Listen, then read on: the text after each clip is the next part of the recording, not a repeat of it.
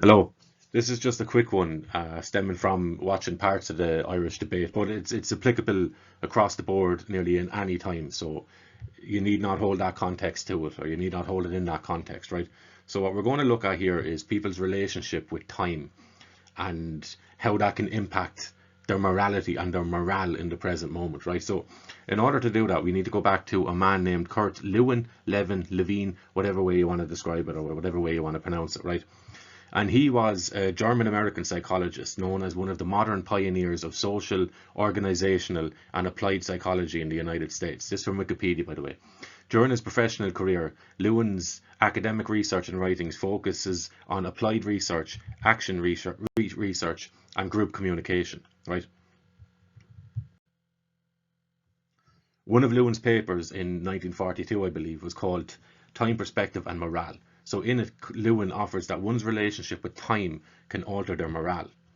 This is common sense enough, for people who reside solely in the present make no plans and operate instinctually. Those who dwell predominantly in the past can see their lives pass by without ever making anything of it. And those who insist on living in the future can chalk everything down to a "sure we aren't there yet" sort of an attitude.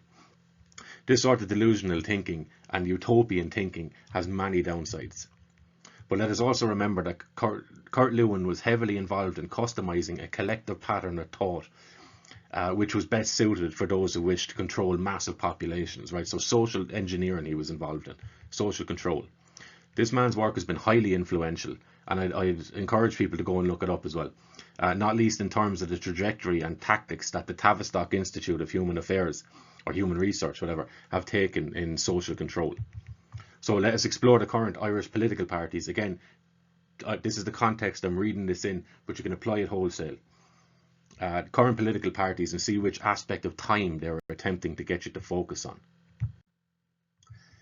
Number one, Fine Gael, right? So their slogan, and you can see it on billboards and posters all across the country at the moment, is that Fine Gael will secure your future. Fine Gael's bed buddies, Fianna Fáil, moving forward together. Forward implying future orientation, right? So second one. Sinn Féin, then the apparent opposition, are building a better future, future orientation, right? And the mantra, change, change, change, right? So everything is change. Change implies future orientation again, different from the present, future.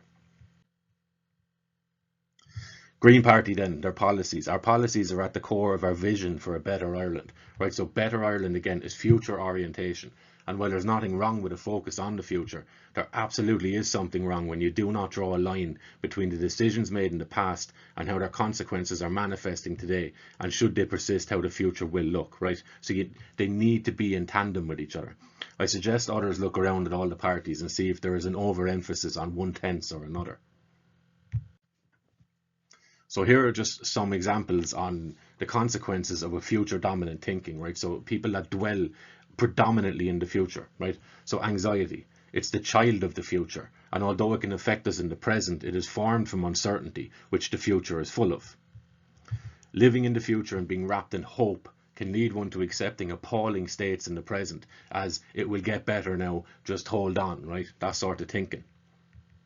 We can also grasp at the familiar in the hope that it will make the future a better present.